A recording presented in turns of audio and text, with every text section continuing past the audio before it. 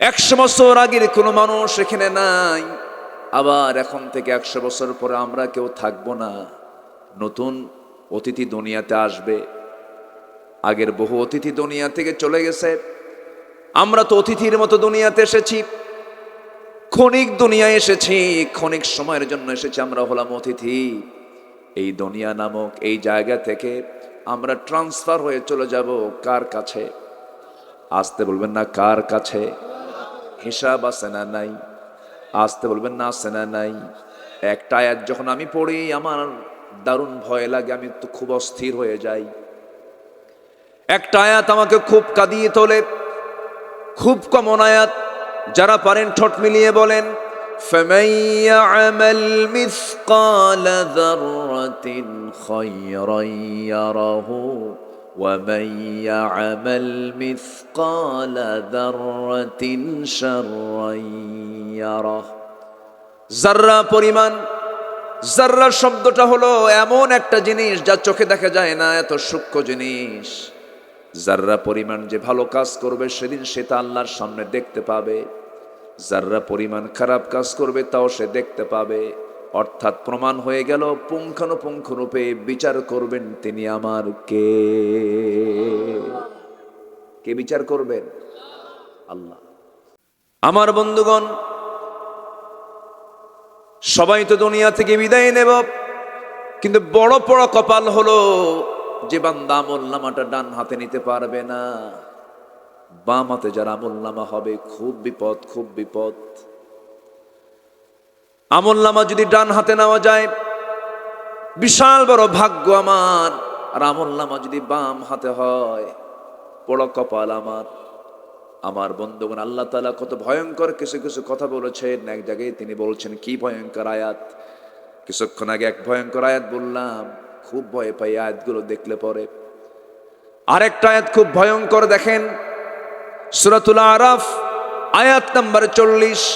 আল্লাহ রাব্বুল আলামিন বলেন, ইন্নাল্লাযীনা কাযযাবু বিআয়াতিনা ওয়াস্তাকবারু আনহা লা তুফাত্তাহু লাহুম আবওয়াবুস সামা ওয়া লা ইয়াদখুলুনাল জান্নাতা হাত্তা ইয়ালিজাল জামালু ফি সাম্মিল খিয়াত ওয়া কাযালিকা নাজজিল মুজরিমিন। জোরে বলুন আল্লাহু আকবার।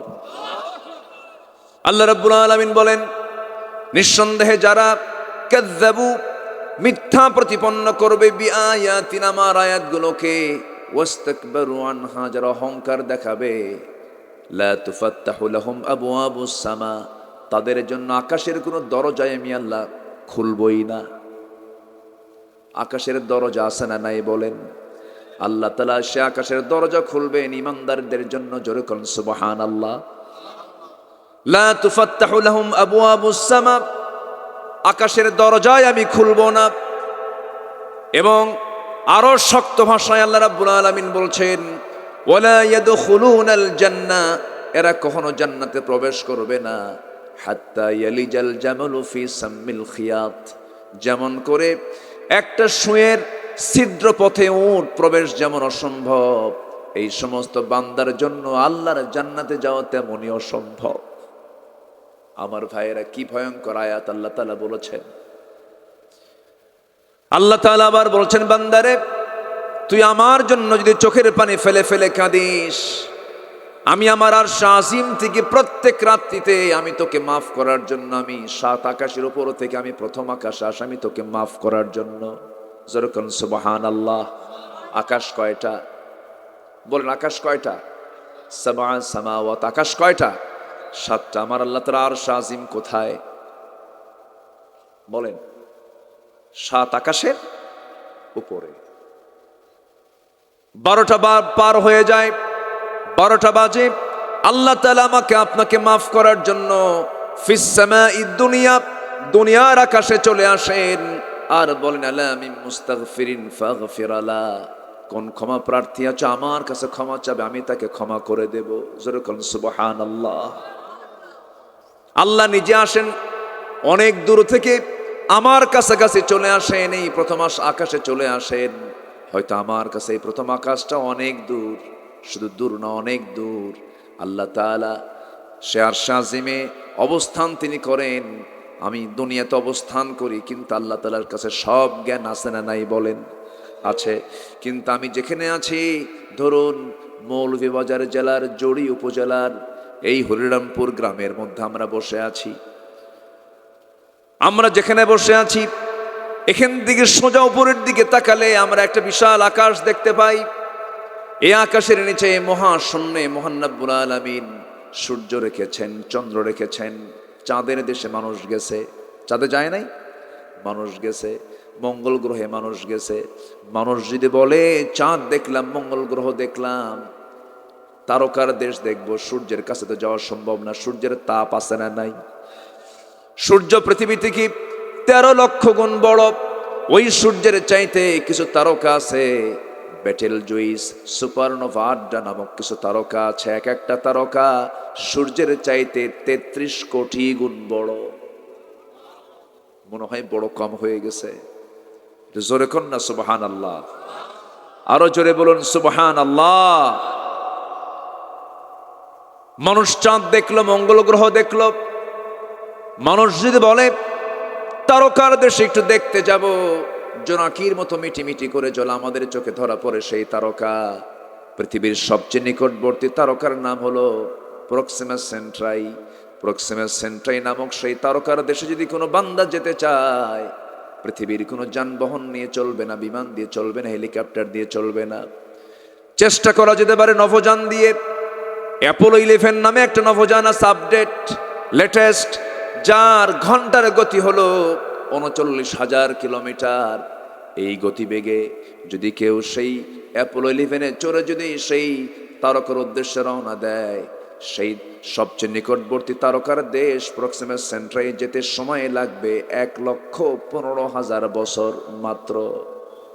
আল্লাহ রাব্বুল আলামিন বলেন, ইন্নামাল মুমিনুনা আল্লাযীনা আমানু বিল্লাহি ওয়া রাসূলিহি সুম্মা লাম ইয়ারতাবু ওয়া জাহাদু বিআমওয়ালিহিম ওয়া আনফুসিহিম ফি সাবিলিল্লাহ উলাইকা হুমুস সাদিকুন।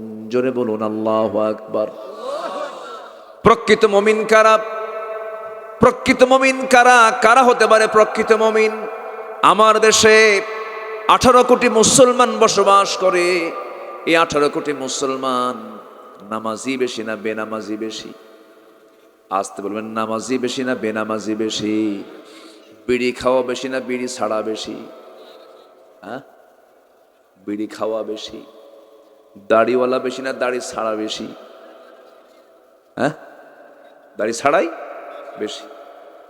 কোরআন পড়তে পারে বেশি না পড়তে পারে কম? কম। কোরআনটাও ভালো করে পড়তে পারে না, নামাজও পড়ে না, মুখের কোন সূরাতটাও ঠিক নাই। তাহলে আমরা মুসলমান 18 কোটি বসবাস করি বাংলার জমিনে, বেনামাজি বেশি, কোরআনটা পড়তে পারে না, নেশাক্রান্ত বেশি, বিড়ি খাওয়া লোক বেশি, মুখে দাড়িও নাই। কেমন চরিত্রের মুসলমান আমরা হলাম? আমার বন্ধুগণ, আল্লাহর কাছে যত অপরাধ আছে এর মধ্যে সবচেয়ে বড় অপরাধ হলো নামাজ ছেড়ে দেওয়া। ঠিক কি না? বুকটা ফেটে যায় যদি প্রশ্ন করি আমার দেশে মসজিদ বেশি না মুসল্লি বেশি? বলেন বলেন কি বেশি? এখন মসজিদই বেশি। এখানে মসজিদ, ওখানে মসজিদ, মহল্লায় মহল্লায় মসজিদ। রাগ করছে একজন, বলে রাগের ঠেলায় বলে আমার দাদার জায়গার মসজিদ, আরেকজনকে তোর দাদার জায়গায় মসজিদে নামাজই পড়বো না, আমার দাদার জায়গায় মসজিদ বানাবো। গ্রামের এক মাথায় মসজিদ, আরেক মাথায় মসজিদ, মাঝখানে মসজিদ, মুসল্লি নাই। ফজর নামাজ মুসল্লি শূন্য। ফজর নামাজে মাত্র 3 জন মুসল্লি মাঝে মাঝে খুঁজে পাওয়া যায়। 1 নাম্বার ইমাম, 2 নাম্বার মুয়াজ্জিন, 3 নাম্বার খাদেম। এই হলো মসজিদের মুসল্লির দশা। কিন্তু ইসলামী সমাজের বৈশিষ্ট্য হলো, বিশেষ করে একটি আদর্শের সমাজের বৈশিষ্ট্য হলো, আদর্শের সমাজের মসজিদগুলো বিশেষ করে জোহর হোক, আসর হোক, মাগরিব হোক, এশা হোক, সবচেয়ে বেশি মুসল্লি জমা হবে জুমার চাইতে বেশি হলো ফজর নামাজে। ঠিক কিনা? জোহর মুনাফিকও পড়ে, আসর মুনাফিকও পড়ে, মাগরিব মুনাফিকও পড়ে, কিন্তু মুনাফিক ফজর নামাজ, এশার নামাজ পড়তে পারে না। মোবাইল চলতেছে, মোবাইল আমরা কথা বলছি, কোনো তার নাই, কেমন করে কথার শব্দ তরঙ্গ কেমন করে মোবাইল আসতেছে, না দেখে বিশ্বাস করছি। মধ্যাকর্ষণ শক্তি আমরা না দেখে বিশ্বাস করছি। যে সৃষ্টির মধ্যে অনেক কিছু না দেখে বিশ্বাস করতে, বাতাস না দেখে বিশ্বাস করছি, সেই বাতাস, সেই মধ্যাকর্ষণ শক্তি, সেই ধার, সেই বিদ্যুৎ, এই দুনিয়ার সৃষ্টি যদি না দেখতে পাই, আমরা এই চক্ষু দিয়ে আমরা আল্লাহকে দেখবো কেমনে? আল্লাহকে এই দুনিয়াতে দেখা সম্ভব নয়। আল্লাহকে না দেখে বিশ্বাস করতে হবে। এরপরে শুধু আল্লাহকে মানলেই হবে না, রসুলকেও মানতে হবে, রসুলকে মোহাব্বত করতে হবে। আমার বন্ধুগণ, এই দুনিয়াতে যদি আমরা আল্লাহ রসুলকে যদি জীবনের চাইতে বেশি মোহাব্বত করে যেতে পারি, আমার আপনার মরার পরেই সেকেন্ড স্টেশন হলো কবর। কবরের পরেই হলো মিজান পুলসিরাত। কিয়ামত শুরু হয়ে যাবে, মিজানের পাল্লা চলে আসবে, পুলসিরাত চলে আসবে। এই নবী আমার এমন নবী, যে নবীকে প্রত্যেকটা স্টেশনেই দরকার। মরে যাচ্ছি, কবরে দরকার, কবরের পরে কিয়ামতে দরকার, হাশরের ময়দানে দরকার, মিজানে দরকার, পুলসিরাতে দরকার, হাউজে কাউসারে দরকার। রাসূল আমার বলছেন, ও আমার সাহাবীরা, কাল হাশরের ময়দানে তোমরা যদি আমাকে কোথাও না পাও, তিন জায়গার যে কোনো একটা জায়গায় তোমরা আমাকে পেয়ে যাবে। নাম্বার 1 হলো তোমরা আমাকে খুঁজবে হলো মিজানের পাল্লায়, সেখানে যদি না পাও তোমরা আমাকে খুঁজবে হলো পুলসিরাতের কাছাকাছি, পুলসিরাতেও যদি না পাও তোমরা আমাকে পেয়ে যাবে হাউজে কাউসারে। হাউজে কাউসারে তোমার সঙ্গে আমার যদি সাক্ষাৎ হয়ে যায়, জান্নাতের পেয়ালা দিয়ে হাউজে কাউসার থেকে পানি তুলে নিয়ে তোমাকে পান করায় দেব। জনমের মতো তৃষ্ণা নিবারণ হয়ে যাবে, আমি তুমি দুজন মিলে জান্নাতে একসঙ্গে প্রবেশ করবো। জোরে কোন সুবহানাল্লাহ। সেই নবীর প্রতি মুহাব্বতের দরকার আছে না নাই? আসতে বলবেন না, আছে না নাই? আমার বন্ধুগণ, বুকটা ফেটে যায়। আমার দেশে বহু মুসলিম নামের কিছু নাস্তিক আছে, রসুলকে নিয়ে বাজে কথা বলে, রসুলকে নিয়ে বিরূপ মন্তব্য করে ফেলে। প্রায় বলে, আমরা প্রায় আমাদের কানে আসে, রসুলকে নিয়ে বাজে কথা বলে, রসুল নাকি জেনাকার। যেরকম নাউজুবিল্লাহ, রসুল বিয়ে করেছেন একাধিক। এই ইঙ্গিতটা ছিল কার? বলেন, এই হুকুমটা ছিল কার? আসেন দোয়া করে দিই নাকি? হ্যাঁ, ওঠে কেন? এই যে ওঠেন, এই অনেকে বাইরে দাঁড়ায় আছেন, এলোমেলো ভাব আমি লক্ষ্য করছি। একটু বসেন, বসেন একটু।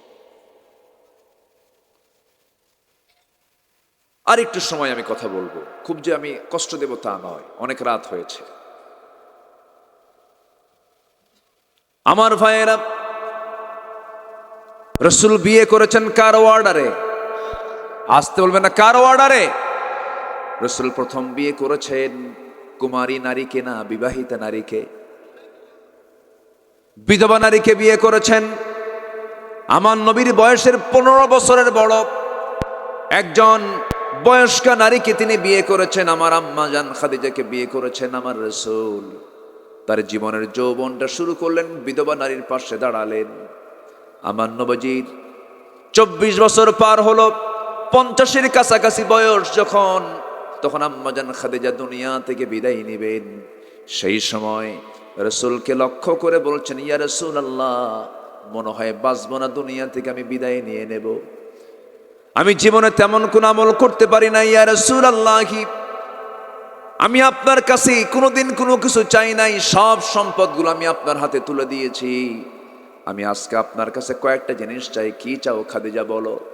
বলছেন, ইয়া রাসূলুল্লাহ, আমার জীবনে তেমন কোন আমল নামা নাই,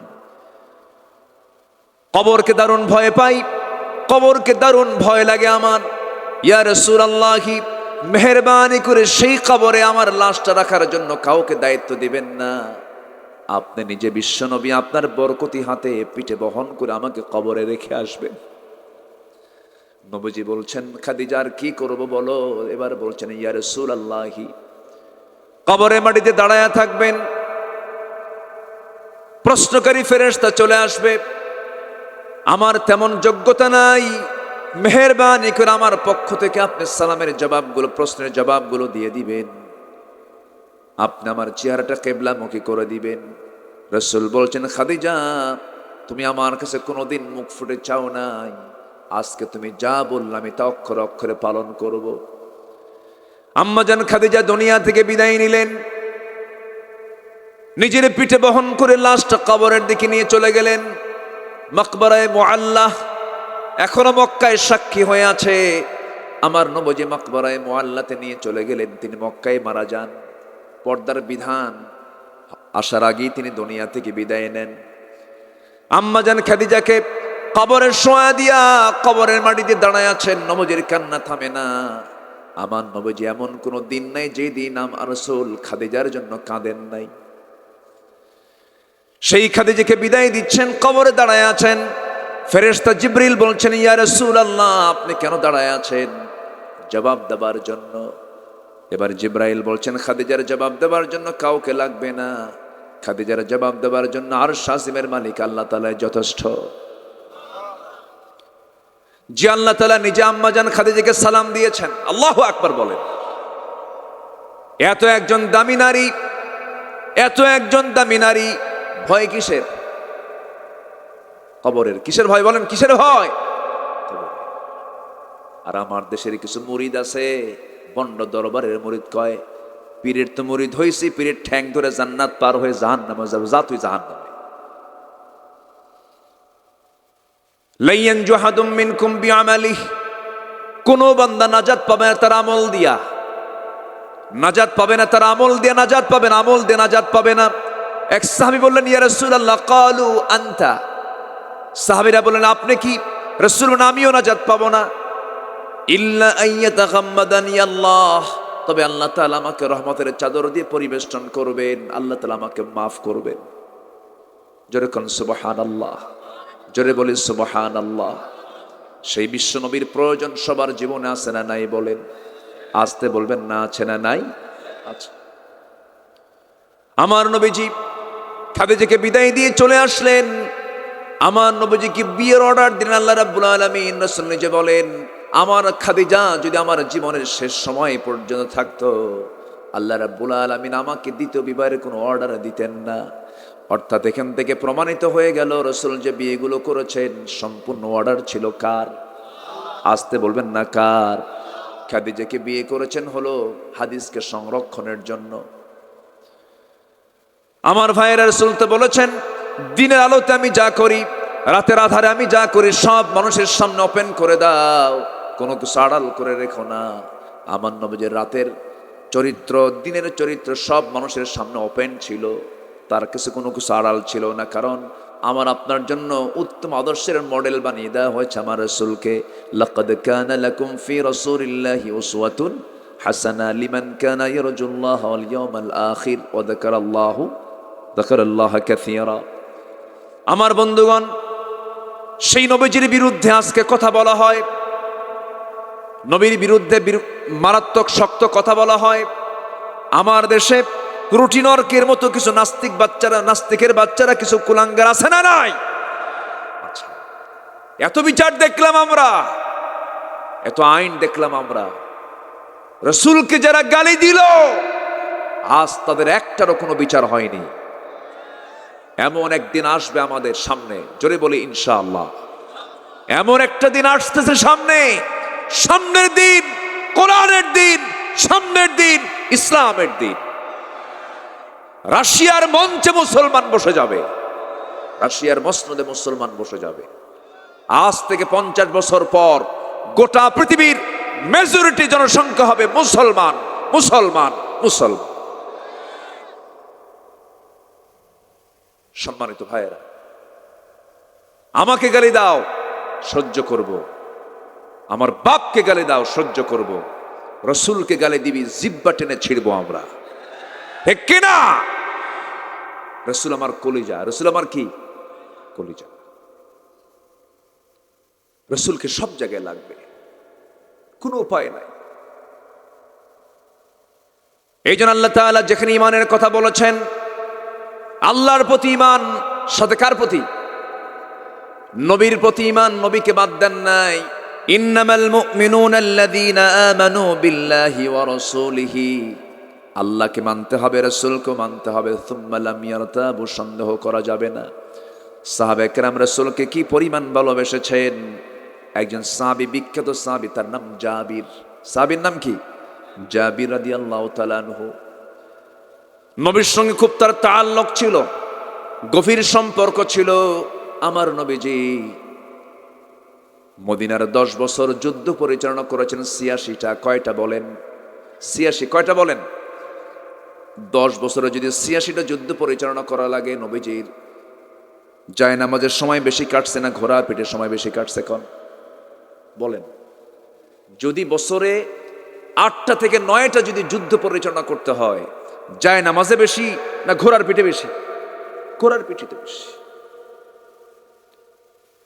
আমার নবীজির ব্যবহৃত তরবারিগুলো আজও সাক্ষী হয়ে আছে।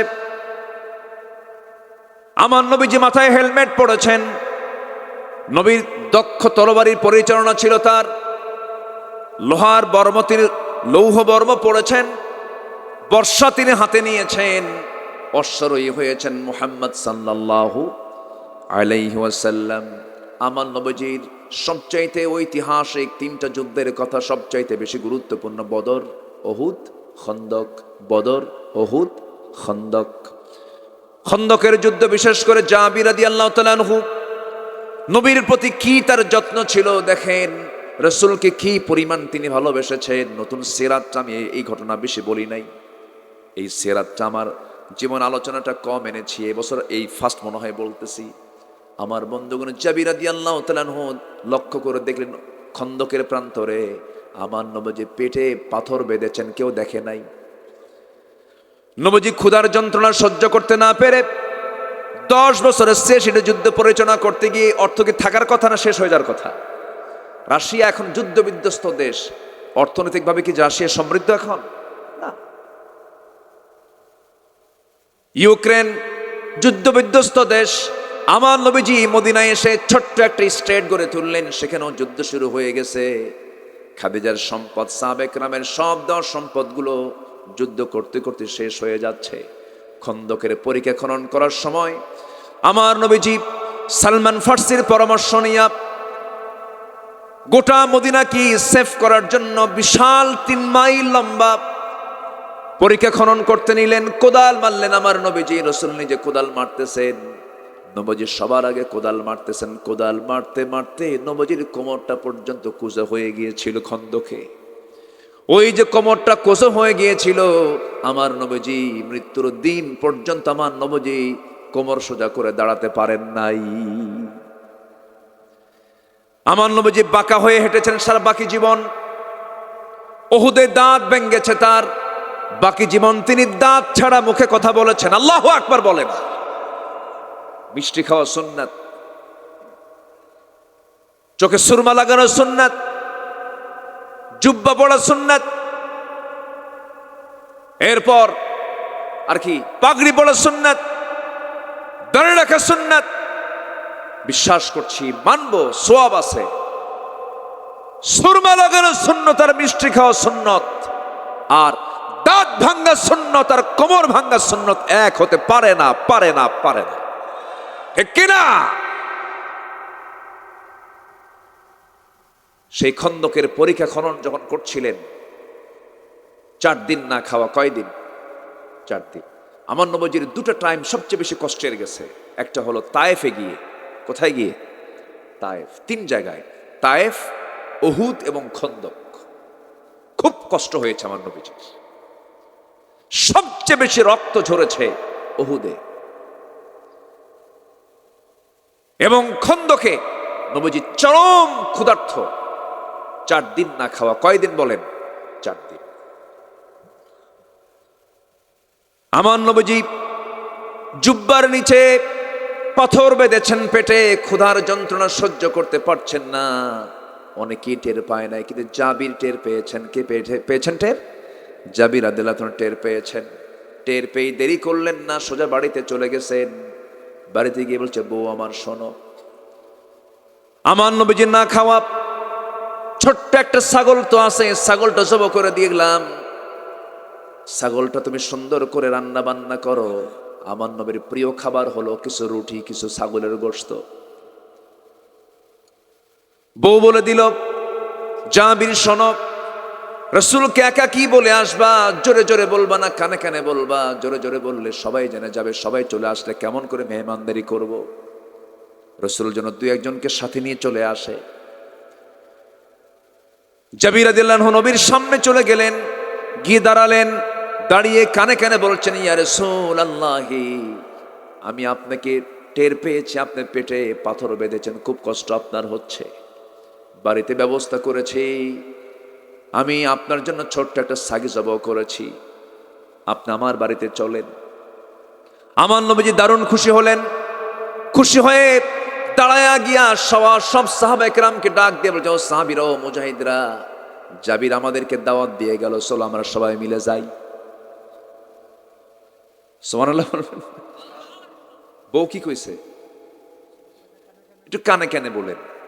এইদিকে রাসূল শুনে কি করলেন, সবাইকে দিলেন দাওয়াত। এটাই হচ্ছে নেতা। আল্লাহু আকবার বলেন। একা একা খেতে চাও, দরজা বন্ধ করে খাও। হ্যাঁ, যত রক্ত লাগে দেব, প্রয়োজনে লোক পাঠাবো, মাগার আমি যাব না।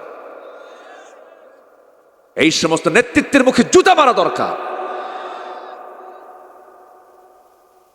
আমার নবীজি বললেন, সাহাবী শোনো, তোমরা কি জানো জাবির দাওয়াত দিছে? আমার নবীজি সব সাহাবীকে নিয়ে, প্রায় 600 সাহাবী কিতাবে আসছে, নিয়ে চলে গেছেন। এই 5-6 কেজির ওজনের একটা ছাগল জবাই করছে বাড়িতে। জাবির রাদিয়াল্লাহু তাআলা আনহু বউয়ের সামনে গিয়ে দাঁড়ালেন। যখন শুনতে পেলেন, দেখতে পেলেন তার স্ত্রী, সব সাহাবী তার বাড়িতে জমা হয়ে গেছে, স্বামীকে ডাক দিয়ে বলে, স্বামী আমার, আস্তে আস্তে বলতে বললাম, আপনি জোরে বলছেন কেন? আমি তো আস্তেই কইছি, কাম হয় নাই। রাসূল সবাইকে দাওয়াত দিয়ে নিয়ে আসছে। আমার নবীজি বললেন, জাবির, তোমার বউটাকে বলে দাও, যে পাতিলে ছাগির গোশতগুলো রান্না হয়েছে, সেই পাতিল থেকে যেন তরকারিগুলো, গোশতগুলো যেন অন্য কোথাও না রাখে, তার মধ্যে যেন রেখে দেয়, ডেকের উপরে যেন রাখে। শুধু বিসমিল্লাহ যেন বলে, আস্তে করে সেখান থেকে রুটি আর বের করবে, আর গোশত বের করবে। এটাকে কখনো কোথাও অন্য কোথাও সে বাড়বে না, রাখবে না। এবার রাসূল বলছেন, শোনো, কাউকে দায়িত্ব দেব না, আমি রাসূল নিজেই দায়িত্ব নিলাম। নবীজি নিজেই বন্টন করা শুরু করলেন। 600 সাহাবী তৃপ্তি ভরে খেলো, গোশত কমে নাই, রুটিও কমে নাই। জোরে বলি সুবহানাল্লাহ, আরো জোরে বলি সুবহানাল্লাহ। বরকত দেওয়ার মালিককে, আরো বলছেন, বরকত দেওয়ার মালিককে। বরকত চাইবো আমরা কার কাছে? রিজিকের ফয়সালা কার? কার ফয়সালা? আল্লাহর ফয়সালা। রিজিক তো আল্লাহর কাছ থেকে আসে। রিজিক নিয়ে যে বান্দা বেশি চিন্তা করে, তার ইমানের সমস্যা। কি করে খাবো, কি হবে আমার, আছে না এরকম? আছে না বলার লোক? আছে না? ওর হতাশ শয়তান থেকে আসে। কে চালাবেন? আসতে বলবেন না, কে চালাবেন? পৃথিবীর কোন প্রাণীর কিন্তু খাদ্য গুদাম নাই, খালি খাদ্য গুদাম কার আছে? মানুষের। সংকট বেশি কার? মানুষের। আচ্ছা, সংকট কি মানুষের যে খাবারের সংকট, এটা কি আল্লাহ করেছেন না বান্দা নিজেই করে? লক্ষ লক্ষ মেট্রিক টন খাবার পচায় ফেলে, সাগরে ফেলে দেয়, রাজনীতিকে পাকাপোক্ত করার জন্য। বিশ্বের মোড়লরা আছে না? আছে না? বিশ্বের বহু দেশে না খেয়ে থাকে, ওরা খাবারগুলো পচায়। আমেরিকা আমাকে বাঁচাবে না, ব্রিটেন আমাকে বাঁচাবে না, রাশিয়া আমাকে বাঁচাবে না, ভারত আমাকে বাঁচাবে না। আমাকে বাঁচাবেন কে? আমাকে বাঁচাবেন কে? আমাকে আল্লাহ রক্ষা করবে। সম্মানিত ভাইয়েরা, রিজিক আল্লাহর পক্ষ থেকে আসে। টাকা পয়সার মালিক হলেই যে আপনি সুখী তা নয়। গ্রামের লোক বেশি খায় না শহরের লোক বেশি খায়? বলেন তো। টাকা বেশি কাদের? শহরের। গ্রামের লোক খেতে বসলে প্লেট নিয়ে বসে না কি নিয়ে বসে? বল বল খেলাকে কি কয়? তাগড়া। কি কয়? তাগড়া। তাগড়া নিয়ে বসে, বোল নিয়ে বসে। আর শহরের ধনী মানুষ প্লেট একখান নিয়ে বসে, তাও ফাঁকি প্লেট, ফাঁকি, গর্ত নাই, ফ্ল্যাট। কি খাবে? ডাক্তার বলে দিছে গম 300 টাকা, চাল 400 টাকা, মিষ্টি সামান্য 200 টাকা। খা। 1000 কোটি টাকার মালিক 100 টাকার গ্রামের মধ্যে থাকে, আর দিন এনে দিন খায় গ্রামের মানুষ। বোল নিয়ে বসে 1 কেজি চাল খাওয়ার পরে কয় পেটের 1 কোনা ভরলো, আরো কিছু দে। ঠিক কিনা? রিজিকের ফয়সালা কার? আল্লাহর কাছে চাবো আমরা। জোরে বলি ইনশাআল্লাহ, আর জোরে বলি ইনশাআল্লাহ। জাবির রাদিয়াল্লাহু তাআলা আনহু খুব খুশি হলেন, তৃপ্তি ভরে সময় খেয়ে গেল। এই জাবির রাদিয়াল্লাহু আনহুর সঙ্গে আমার নবীজির বিশেষ সম্পর্ক ছিল। বাবা কিছু ঋণ রেখে চলে যায়। সেই ঋণ দাতারা সব এসে জাবিরের সামনে এসে দাঁড়িয়ে বলে, তোমার বাবার ঋণগুলো তুমি শোধ করো। রাসূলকে বললেন, রাসূল বললেন, জাবির, তোমার বাবার ঋণ শোধ করার দায়িত্ব তোমার, তবে আমি তোমার বাবার ঋণ শোধ করার জন্য আমি একটা ব্যবস্থা করে দিচ্ছি। তোমার খেজুর বাগানটা কোথায় আছে? খেজুর বাগানের মধ্যে খেজুর তেমন নাই। রাসূল শুধু একটা বাগানের মধ্যে এক দিক দিয়ে রওনা দিলেন, আরেক দিক দিয়ে বের হলেন, গোটা খেজুর বাগানটা খেজুর দিয়ে ভরে গেছে। যা ঋণ ছিল তা তো শোধ হয়েছে, আরো কিছু খেজুর রয়ে গেছে। আল্লাহু আকবার বলেন। বিশ্ব নবীর মতো মানুষ। আমার বন্ধুগণ, এই জাবির রাদিয়াল্লাহু তাআলা আনহু কোন একটা সফরে রাসূলের সঙ্গে যাচ্ছিলেন। বুড়া উট নিয়ে। কি উট নিয়ে? বুড়া উঠে তিনি চড়েছেন, উটটা চড়ে না। রাসূলকে বলছেন, হুজুর উট তো নড়ে না। আমার নবীজি কোলেন কি লাঠি দিয়ে একটা মারলেন ঘুতা, এমন এক ঘুতা মারলেন সব উটকে ফেলে জাবিরের উট গেছে সবার আগে। সরকার সুবহানাল্লাহ। মদিনায় ফিরে আসার পর রাসূল বলছেন, জাবির উটটা বেচবা নাকি? কে বুড়া উট বেচলে তো ভালোই হয়। খুব খুশি হলেন তিনি। সেই বুড়া উটটা রাসূল কিনে নিলেন। রাসূল জাবিরকে খুব পছন্দ করতেন। কিনে নেওয়ার পর বলছেন, জাবির এই উটটা আমি কিনলাম, তোমাকে টাকাটা দিলাম, উটও নেব না আমি, উটটাও তোমাকে আমি দান দিলাম, হাদিয়া স্বরূপ দিলাম, যাও। যেরকম সুবহানাল্লাহ। আমার বন্ধুগণ, এই দুনিয়াতে আমরা যখন চলবো ভালো লোকের সঙ্গে চলবো, জোরে বলি ইনশাআল্লাহ। সাহাবীরা সাহাবী হয়েছেন কার সংস্পর্শে এসে? বলেন, নবীর সংস্পর্শে এসে। আমরা এই দুনিয়াতে চলতে গিয়া ভালোর সংস্পর্শে থাকব, ইমানদারের সংস্পর্শে থাকব। যার একটা ভালো বন্ধু আছে তার চেয়ে বড় ভাগ্যবান মানুষ আর কেউ থাকতে পারে না। তাকওয়াবান বন্ধু কিয়ামতের দিনেও নিরাপদ। যদি কোনো বান্দা জান্নাত পেয়ে যায়, আল্লাহ এই সমস্ত বান্দাকে ডাক দিয়ে বলবেন, ও বান্দা তুই যে জান্নাতে যাচ্ছিস, তোর দুনিয়ার জীবনে তোর কোনো প্রিয় বন্ধু আছে নাকি দেখ। আজকে তুই শুধু একা যাবি না, তোর প্রিয় বন্ধুদেরকে নিয়েও তুই জান্নাতে চলে যাবি। যেরকম সুবহানাল্লাহ। তাহলে বন্ধু বানাবো কি গাঁজাখোর রে? কারে বন্ধু বানাবো? যাকে দেখলে আল্লাহর কথা মনে হবে, যাকে দেখলে নবীর কথা মনে হবে, যাকে দেখলে আখিরাতের কথা মনে হবে, তারাই হবে আমাদের বন্ধু। ঠিক কিনা? আল্লাহ কবুল করুন।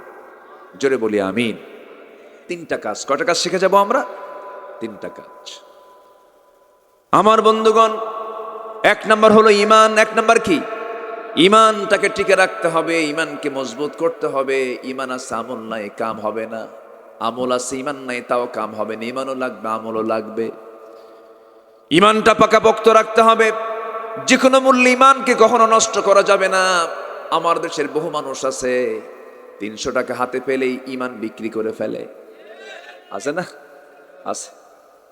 আপনি একজন চোররে আপনি সমর্থন দিলেন, চুরি করবে, সারা জীবন গুনাহ হবে আপনার আমলনামায়। রাস্তার টাকা মেরে খাবে, আপনার আমলনামায় গুনাহ হবে। ঠিক কি না? আমার বন্ধুগণ, নামাজ যেমন ইবাদত, কাউকে সমর্থন দাও ইবাদত, কোন কাজ ইবাদতের বাইরে নাই। আমার ভাইয়েরা, এই দুনিয়া ছেড়ে সবাই চলে যাব, ইমানকে কখনো নষ্ট করব না, ইমানটাকে টিকে রাখবো, সতের সঙ্গে থাকবো, ভালোর সঙ্গে আমরা থাকবো। আমার বন্ধুগণ, এই দুনিয়া থেকে অনেক আল্লাহর বান্দা দুনিয়া থেকে বিদায় নিয়েছেন, হাসতে হাসতে ফাঁসির মঞ্চে চলে গেছেন, কিন্তু বাতিল শক্তির কাছে মাথা নত করেন নাই। বড় ইমামের নাম হচ্ছে ইমামে আযম আবু হানিফা রাহমাতুল্লাহ আলাইহি। জেলখানায় তার মৃত্যু পর্যন্ত হয়েছে, বাতিল শক্তির কাছে মাথা নত করেন নাই। আমার দেশে এমন ইতিহাস আছে না নাই বলেন? 13 বছর কোনো দোষ নাই, 13 বছর কোরআনের পাখিটা 50 বছর খেদমত করে করে দুনিয়া থেকে বিদায় নিলেন, 13 বছর মানবতার জীবন যাপন করলেন, হাসি মুখে দুনিয়া থেকে বিদায় নিলেন। আমার বন্ধুগণ, এই দুনিয়াতে ওই জীবনটা আমরা গড়ব, গোটা দুনিয়ার মানুষ কাঁদবে, আর যে লোকটা মারা যাবে সেই লোকটা হেসে হেসে দুনিয়া থেকে বিদায় নেবে। আমি হেসে বিদায় নেব, দুনিয়াবাসী কাঁদবে আমার জন্য, এমন জীবন আমরা গড়ব। জোরে বলি ইনশাআল্লাহ, জোরে বলি ইনশাআল্লাহ। আমার বন্ধুগণ, কত সম্মান, কত যশ, কত খ্যাতি অনেকের জীবনে এসেছিল, কিন্তু তারা তা প্রত্যাখ্যান করেছেন। একজন নারীর কথা আমি প্রায় বলি, যে নারী ফেরাউনের ঘরে ছিলেন, কিন্তু ফেরাউনের ঘরে থাকলে হবে কি, ইমানটা আছে না নাই বলেন? সেই মহিলার নাম কি বলেন? বলেন, সেই মহিলার নাম কি বলেন? আসিয়া। ফেরাউনের ঘরে থেকেও ইমানটা টিকে রাখলেন, আর আজকে মুসলমানের ঘরে থাকার পরেও মহিলা মার্কেট ছাড়ে না, আছে না নাই? জুড়িতে মহিলা মার্কেটে যায় কি যায় না? ভালো, খুব বেশি কি জুড়ি থেকে জোড়ায় জোড়ায় যায় না একা একা যায়? জোড়ায় জোড়ায়, তাহলে তো সমস্যা নেই, স্বামী বউ গেলে তো সমস্যা নাই। হ্যাঁ, কে কে যায়? ও, স্বামী বিদেশ।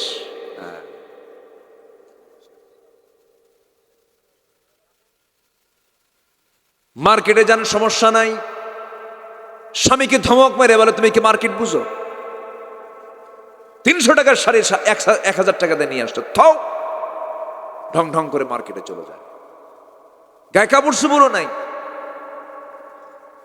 চলে গেছে দোকানদারের সামনে গিয়ে, চুল টুল ছেড়ে দিয়ে দোকানদারের সামনে গিয়ে ঠ্যাঙের উপর ঠ্যাং তুলে দিয়া, লিপস্টিক লাগায়, আশকারা মাস্কারা লাগায়া, সেন্ট একখান চোটের সেন্ট ইউজ করে দোকানদারের সামনে গিয়ে একটা মুস্কি হাসি মেরে বলে, ভাইয়া একটা শাড়ি দেখানো যাবে কি? দোকানদারও কম না, শাড়ি একখান বের করে নিজের গায়ে ডিসপ্লে করে বলে, আপা এই শাড়ি কিন্তু আপনাকে দারুণ মানাবে। ওটা আরেক বদমাইশ, আছে না নয়? এই নোংরামিগুলো করা যাবে না। আসিয়া ফেরাউনের ঘরে, ইমান আছে না নাই? আছে। আসিয়া কোন নারী? ইমরাআত ফিরআউন। কোরআনে তার পরিচয় হলো কার বউ? কার বউ বলেন? ফেরাউন কি ছোটখাটো নেতা? ফেরাউন ছিল তৎকালীন দুনিয়ার একজন বড় জালিম শাসক। শাসক কিন্তু কি জালিম। সেই শাসকের বউ হলো আসিয়া। বলেন তো, চেয়ারম্যান বড় না চেয়ারম্যানের বউ বড়?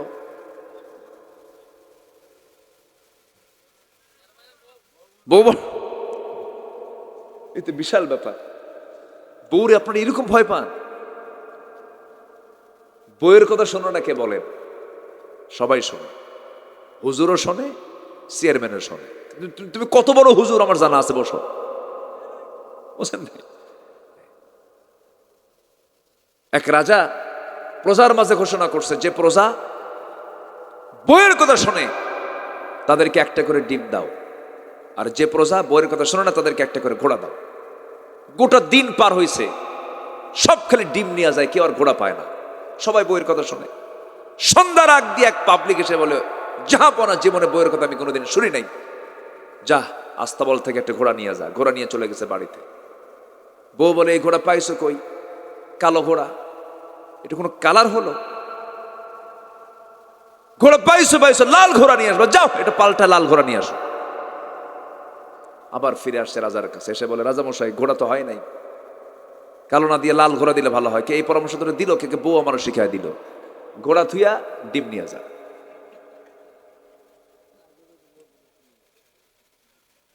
সন্ধ্যার পর রাজা রানীর সামনে দাঁড়ানো। রানী কয়, পাইছেন পাইছেন? বইয়ের কথা শোনো না এমন লোক পাইছেন? পাইছিলাম একটা, তাও দেখে বইয়ের কথা। জাতির বিবেক, সাংবাদিক বৃন্দ,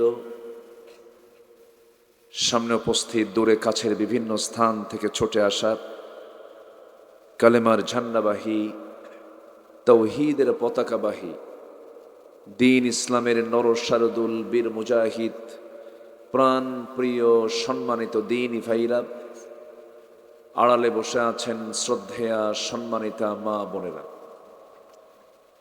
আলোচনার সূচনায় আনুষ্ঠানিকতার মধ্য দিয়ে আমার পক্ষ থেকে আবারও দিল খোলা সালাম, আসসালামু আলাইকুম ওয়া রাহমাতুল্লাহি ওয়া বারাকাতুহু। সবাই কেমন আছেন? আমারও প্রশ্ন করছেন যে আল্লাহ তাআলা আমাকে তো আপনার মতোই আপনার কাতারেই রেখেছেন, আলহামদুলিল্লাহ। সারাদিনের সকল কাজকর্মের ইতি টেনে এই শীতকালের এই প্রচণ্ড শৈত্য প্রবাহে, এই গভীর সময়ে, গভীর রাত্রিতে যে সময় বিছানায় থাকার কথা, ঠিক সেই সময় আমরা বসে আছি কোরআনের টানে জান্নাতের বাগানে। যিনি কবুল করলেন এমন একটি জায়গায় বসার জন্য, সেই মহান রবের শানে বলছি আলহামদুলিল্লাহ। জোরে বলছি আলহামদুলিল্লাহ। চিৎকার মেরে বলছি আল্লাহুম্মা ইন্নী আসআলুকা আল হুদা ওয়াত তুকা ওয়াল আফাফা ওয়াল গিনা। সবাই বলি আল্লাহুম্মা লাকা আসলামতু ওয়া বিকা আমানতু ওয়া আলাইকা তাওয়াক্কালতু ওয়া ইলাইকা আনাবতু ওয়া বিকা খাসামতু। আমরা আল্লাহ তাআলার শুকর আদায় করে নিলাম। সম্মানিত হাজিরিন, আমার আগে যিনি কথা বলেছেন অত্যন্ত চমকপ্রদ সুরেলা কণ্ঠ দিয়ে দিক নির্দেশনামূলক খুব দামি দামি কথা বলেছেন। আমি শেষ ক্লাসে বসেছি, যতক্ষণ আছি আমাকে সময় দেওয়া যাবে তো? সবাইকে সময় দেবেন? জোরে বলি ইনশাআল্লাহ। আমি আমার অভ্যাস অনুযায়ী কোরআনে কারীমের গুরুত্বপূর্ণ একটি সূরা, 49 নম্বর সূরার শেষ দিকের 4টি আয়াতে কারীম আমি তেলাওয়াত করেছি। এই আয়াতগুলোকে সামনে রেখে কিছু কথা আমি বলতে চাচ্ছি। আল্লাহ তাআলা যেন আমার মুখ থেকে ওই কথাগুলোই বের করে দেন যে কথাগুলো মুসলিম উম্মার জন্য এই মুহূর্তে দারুণ প্রয়োজন। জোরে বলি আল্লাহুম্মা আমিন। সম্মানিত উপস্থিতি, আমরা যে সময় এখানে একত্রিত হয়েছি, গোটা পৃথিবী 700 কোটি মানুষের এই দুনিয়ার 200 কোটি হলো মুসলমান। এই 200 কোটি মুসলমানের প্রাণ প্রিয় জায়গা হলো আল্লাহর ঘর কাবা, বাইতুল্লাহ। এরপর আমার প্রিয় নবীজির মাকবারা মদিনা মুনাওয়ারা, এবং আরেকটি গুরুত্বপূর্ণ ঘর আছে যা হলো মুসলমানদের প্রথম কিবলা, বাইতুল আকসা, যা ছিল আমার বিশ্ব নবীজির মেরাজের রাতের ট্রানজিট, যেখানে আমার নবীজি সকল পয়গম্বরদের উপস্থিতিতে নামাজের নেতৃত্ব তিনি দিয়েছিলেন। সেই বাইতুল আকসা এটাও মুসলমানদের একটি অত্যন্ত ঐতিহাসিক এবং গুরুত্বপূর্ণ একটি জায়গা। কিন্তু আমরা এমন একটি সময় এখানে একত্রিত হয়েছি যে সময় মুসলমানদের হার্ট, যা সুলাইমান আলাইহিস সালাম নির্মিত এই বাইতুল আকসাকে অবরুদ্ধ করে রাখা হয়েছে।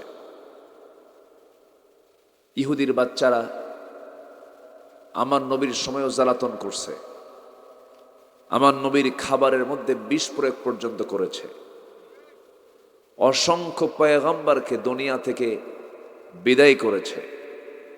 আজও গোটা পৃথিবীর মানবতার বিস্ফোরণ হলো ইহুদির বাচ্চারা, ঠিক কিনা? এবং চরিত্র ধ্বংস করার যত মাধ্যম, মুসলমানদের সংস্কৃতি ধ্বংসের যত ষড়যন্ত্র, সকল ষড়যন্ত্রের মূল হোতা, মূল কিরণক হচ্ছে এই ইহুদির বাচ্চারা। সম্মানিত ভাইয়েরা, আমরা সেই সময় এখানে একত্রিত হয়েছি যে সময় পিতা সন্তানের দ্বারা নির্যাতিত হয়, সন্তান পিতাকে দাম দেয় না, মেয়ে তার বাবার কথা শোনে না, ছাত্র শিক্ষককে পিটায় একাই সোজা হয়। যে সময় স্নেহ এবং শ্রদ্ধা শুধু বইয়ের কাগজে দেখা যায়, যে সময় কর্মী নেতাকে মারতে উদ্যত হয়, নেতার বক্তব্যের মাঝেই কর্মীদের সিয়ার ফিকে ফিকি দেখা যায়, এই যে উশৃঙ্খলপনা, এই যে অনিয়মতান্ত্রিক সামাজিক যে সিচুয়েশন, এগুলো কিন্তু আমরা লক্ষ্য করছি। পারিবারিক সম্পর্ক নষ্ট করার জন্য যতগুলো দিক আজকে সমাজে উপস্থাপন করা হচ্ছে, সম্মানিত ভাইয়েরা, এই যে বিপন্ন পৃথিবী, এই যে অস্থির পৃথিবী, ঘুণে ধরা পৃথিবী, যদিও তথ্য প্রযুক্তির উৎকর্ষ সাধন হয়েছে, ডেভেলপ হয়েছে, কিন্তু মানুষের চরিত্রের মান ঊর্ধ্বমুখী না নিম্নমুখী? নিম্নমুখী। আমার কথা কি সবাই বুঝতে পারছেন? কষ্ট হচ্ছে না তো? নিম্নমুখী। দেখেন, আধুনিক দুনিয়াতে, এই আধুনিক বিশ্বে, ইউরোপ আমেরিকার মতো দেশে সমকামিতার আইনকে সংসদে বিল আকারে টেনে এনে পাশ করা হচ্ছে। কোথায় আছি আমরা? আমরা সেই সময় একত্রিত হয়েছি যে সময় ট্রান্সজেন্ডারকে উৎসাহ দেওয়া হচ্ছে,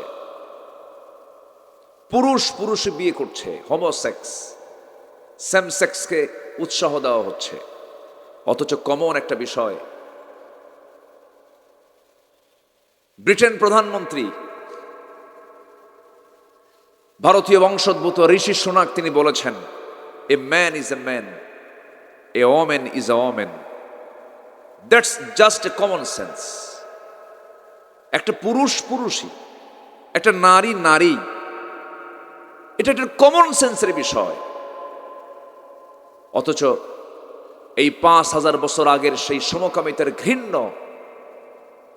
সেই ইতিহাসগুলোকে আবার উস্কিয়ে দিচ্ছে এই ইহুদি খ্রিস্টানের বাচ্চারা, ঠিক কিনা? সমকামিতা এটা কখনো একজন সুস্থ মানসিক, শারীরিক এবং মানসিকভাবে সুস্থ একজন মানুষ কখনো এটাকে মেনে নিতে পারে না। আজকে আমরা এই সময় একত্রিত হয়েছে যে সমকামিতা একটা কুকুর, শূকর, শৃগালদের ভিতরেও নাই। মানুষ এতটাই নিচে নেমে এসেছে। আগের সেই যুগে, দ্য এজ অফ ইগনোরেন্স, বর্বরতার যুগে আমরা শুনতে পেয়েছি, কি শুনতে পেয়েছি? নারীর সন্তান হলে পরে জীবন্ত পুঁতে হত্যা করত। এখন যে আল্লাহ সূর্য সৃষ্টি করেছেন, যে আল্লাহ চন্দ্র সৃষ্টি করেছেন, যে আল্লাহ মহাকাশ বানিয়েছেন, যে আল্লাহ তাআলা 7 সমুদ্র সৃষ্টি করেছেন, সেই মহান রব্বুল আলামিন এই পৃথিবীতে বসবাসকারী মানুষ যাদের বিচার হবে, যাদের হিসাব না হবে, সেই বান্দার জন্য মহান রব্বুল আলামিন মানুষ আসার আগেই এই দুনিয়াতে আল্লাহ রাব্বুল আলামিন মানুষের জন্য কোরআন নামক কিতাবের ব্যবস্থা করেছেন। জোরে বলি সুবহানাল্লাহ। যার মধ্যে সব কিছু আছে। বাড়িতে আগুন লেগেছে, সে আগুন নিভানোর জন্য কি প্রয়োজন বলেন? বলেন কি প্রয়োজন? পানির প্রয়োজন। বাড়িওয়ালা হাওমা করে কান্দে আর বলে, যার কাছে যা কিছু আছে তা নিয়ে আমারে বাঁচাও। সেই আগুনে পোড়া বাড়ির পাশে দিয়ে একটা রাস্তা চলে গেছে, এক বেচারি ড্রাম ভর্তি ডিজেল নিয়ে যায়। যখন শুনছে যার কাছে যা কিছু আছে তা নিয়ে আমারে বাঁচাও, ড্রাম ভর্তি ডিজেল বিসমিল্লাহ দিয়ে, বিসমিল্লাহ বলে আগুনের মধ্যে দিছে ঢেলে। আগুন কমবে না বাড়বে? বেড়ে যাবে। আরেকজন যাচ্ছিল ভ্যান ভর্তি লাকড়ি খড়ি নিয়া, যখন শুনছে যার কাছে যা কিছু আছে তা নিয়ে আমারে বাঁচাও, ভ্যান ভর্তি লাকড়ি বিসমিল্লাহ বলে দিছে ঢেলে। আমার বন্ধুগণ, আগুন নিভানোর জন্য তো পেট্রোল ডিজেল নয়, আগুন নিভানোর জন্য তো অকটেন আর লাকড়ি খড়ি নয়। আগুন নিভানোর জন্য যেমন প্রয়োজন পানির, তেমনি আজকে যে সমাজের এই যে আগুন দাউ দাউ করে জ্বলছে, এই যে অস্থির দুনিয়া, এই অস্থির দুনিয়ার আগুনকে নিভানোর জন্য দুনিয়ার কোনো আইন চলবে না, সমাজতন্ত্র চলবে না, পুঁজিবাদ চলবে না, সেকুলার চলবে না, ন্যাশনালিজম চলবে না, গোটা দুনিয়ার কোনো মতবাদ চলবে না। অশান্ত দুনিয়াকে শান্ত করার জন্য, আগুন নিভানোর জন্য যেমন পানি দরকার, অশান্ত দুনিয়াকে শান্ত করার জন্য তেমনি আল্লাহর কালাম কোরআন দরকার। জোরে বলুন ঠিক কিনা? আমার ভাইয়েরা, একটু মনোযোগ দিয়ে শুনুন। আমরা এসেছি, তাহলে আল্লাহর কাছে সবচেয়ে বড় অপরাধ কি বলেন? বলেন বলেন, সবচেয়ে বড় অপরাধ কি? নামাজ। তাহলে আমার দেশের সবচেয়ে বড় অপরাধ কি হচ্ছে এখন বলেন? বলেন, নামাজ নাই। তো নামাজ যে নাই, আমার দেশের নেতৃত্ব দিচ্ছে কারা? অমুসলিম না মুসলিম? বলেন, কে কইছে অমুসলিম? আমার দেশ যারা চালাচ্ছে, আমার দেশের যারা নেতৃত্ব দিচ্ছে, যারা নেতা, তারা নামাজি, তারা কি অমুসলিম না মুসলিম? মুসলিম। তাহলে মুসলিম নেতৃত্ব চলছে, এত আইন পাশ হয়, এত কানুন পাশ হয়, যে নামাজ না পড়লে আল্লাহর কাছে সবচাইতে বড় অপরাধ। সেই নামাজ নিয়ে তো একটা দিন কেউ কিছু বলে না। যুবকরা শোনো, আজকের মাহফিলে যুবকরা বেশি আসছো, সেই নেতৃত্বের পিছনে দৌড়ায়ও না, যে নেতৃত্ব তোমাকে জাহান্নামের দিকে নিয়ে যাবে। যে নেতৃত্বে নামাজ নাই, যে নেতৃত্বে কোরআন নাই, সেই নেতৃত্বের মুখে আমরা জুতা মারি, থুতু মারি। রাজি আছেন কারা কারা? হাত উঁচু করে দেখান মুসলমান।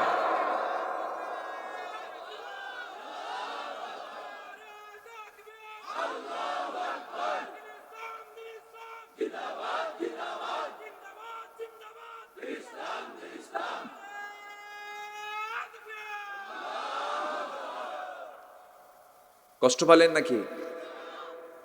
আমি কি আলোচনা চালাবো? তো দুই একজন করে যে ওঠেন আপনারা, বসেন। সময় তো জীবনে বহু জায়গায় ব্যয় করলাম, এই জায়গায় ব্যয় করলে মনে হয় লস নাকি? এই জায়গায় ব্যয় করলে কি লস? শুধু লাভ না মহালাভ? মহালাভ। এটা কত বড় যে বরকতের জায়গা, এটা বুঝবো আমরা একদিন। খুব দামি জায়গা।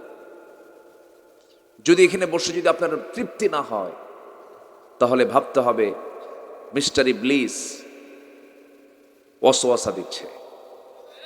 কি কথা কি বুঝতেছেন আপনারা? ইবলিস তো মনে হয় জুড়িতে আসে না, আসে? জুড়িতে আসে, আসে। মানুষ আছে যেখানে, ইবলিস আছে সেখানে। আমাদের আব্বা আদম আলাইহিস সালাতু ওয়াস সালাম, তিনি জান্নাতে ছিলেন। শয়তান ওয়াসওয়াসা দিয়েছে, কোথায় গিয়ে ওয়াসওয়াসা দিয়েছে? জান্নাতে গিয়ে। শয়তান যদি ওয়াসওয়াসা দেওয়ার জন্য আমার আব্বা আদমের জান্নাতে গিয়ে যদি তাকে ওয়াসওয়াসা দিতে পারে, ইবলিস তো জুড়ি উপজেলা চেনে না। আসতে কয় চেনে কিনা বলেন? বসে সময় বহু দিয়েছি জীবনে, বহু জায়গায়।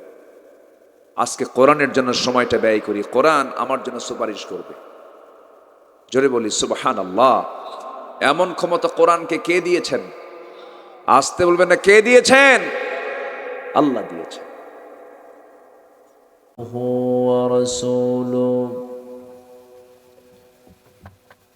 الذي أرسله بالحق بشيرا ونذيرا وداعيا إلى الله بإذنه وسراجا وقمرا منيرا فقد قال الله تعالى في كلامه المجيد وفرقانه الحميد: أعوذ بالله من الشيطان الرجيم. بسم الله الرحمن الرحيم.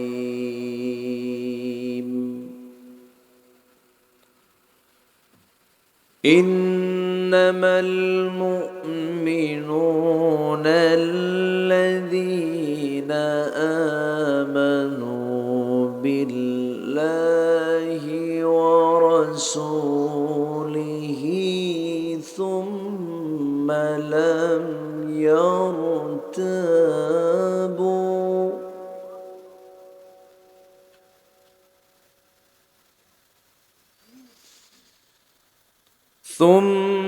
لم يرتابوا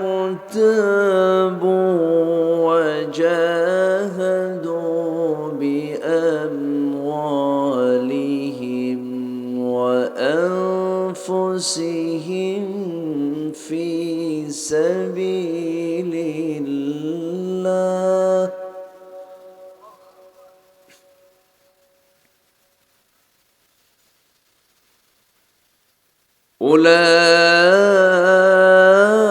أولئك هم الصادقون.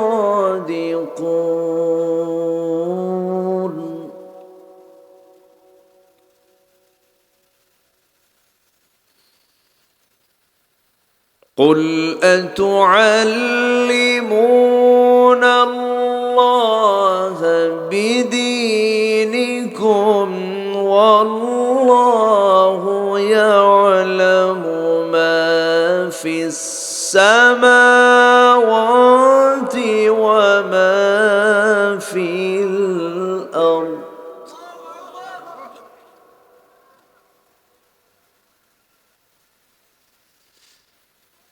والله بكل شيء عليم.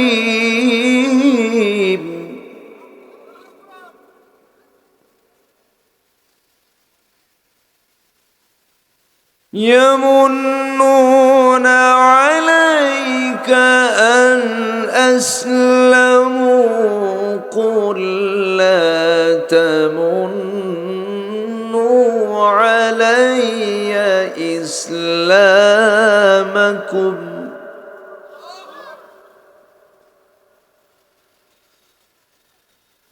بل الله يمن عليكم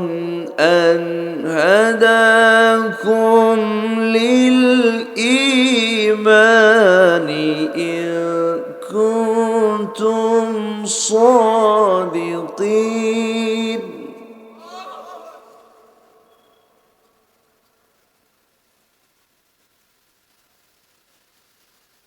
إن الله يعلم غيب السماوات والأرض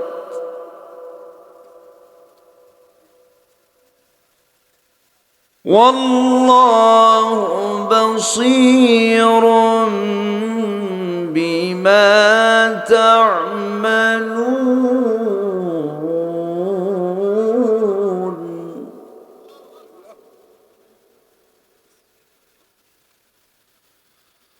الله أكبر بسم الله الرحمن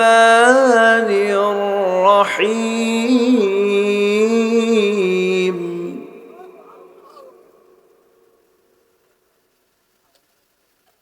إن الله وملائكته يصلون على النبي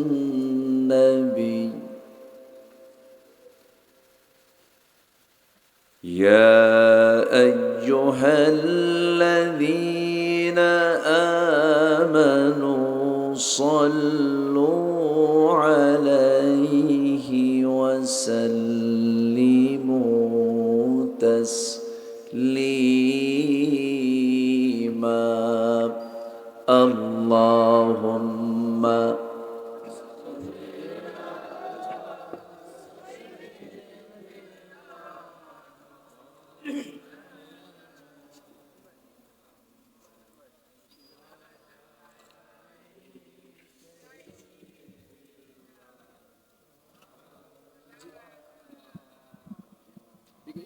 একটু মহাব্বত দিয়ে নবীর প্রেমে মাতোয়ারা হয়ে জবান খুলে জোরালো কণ্ঠে সবাই বলুন আল্লাহুম্মা দরকার নাই সাউন্ড ক্লিয়ার করেন দিলো খুব কম وعلى آل سيدنا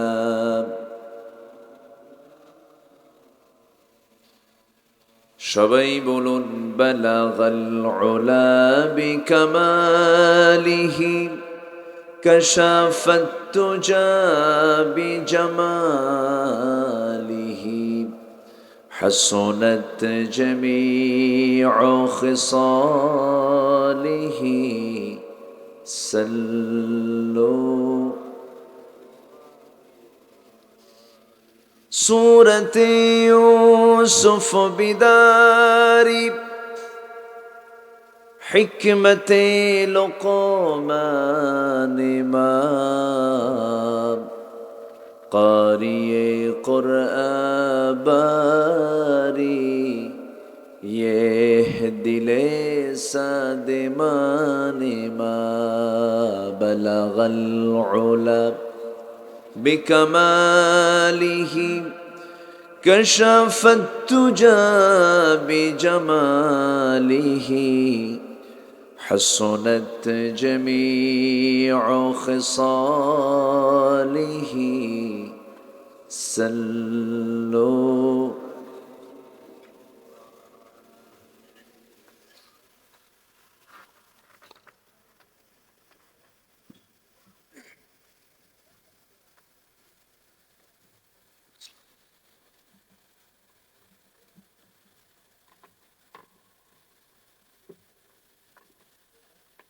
প্রাকৃতিক সৌন্দর্যের এক অপরূপ লীলাভূমি পাহাড় বেষ্টিত অঞ্চল সবুজ শ্যামলে ভরা মৌলভীবাজার জেলার জুড়ি উপজেলার পশ্চিম হরিরামপুর হরিরাম হরিরামপুর যুব কল্যাণ পরিষদ কর্তৃক আয়োজিত ১৬তম তাফসীরুল কোরআন মাহফিল ২০২৪ ১৪ই জানুয়ারিতে অনুষ্ঠিত আজকের এই মহতী মাহফিলের সম্মানিত সুযোগ্য সভাপতি জনাব ইদ্রিস আলী, আজকের মাহফিলের বরেণ্য অতিথিবৃন্দ, বিশেষ করে আমার পূর্বে কথা বলেছেন আমার অনুজ, আমার স্নেহধন্য নন্দিত আলেমে দ্বীন মুহতারাম মাওলানা কারি আফতাব আহমদ হাফিজাহুল্লাহ। মঞ্চে বসে আছেন আমার খুব কাছের মাওলানা ডাক্তার ফখরুদ্দিন পাঠান, মুহতারাম মাওলানা আব্দুর রহিম সরকার, উপস্থিত হাজারাত উলামায়ে কেরাম, ফদলা ইজাম, সুশীল সমাজ, জাতির শ্রেষ্ঠ সন্তান, শিক্ষক মণ্ডলী,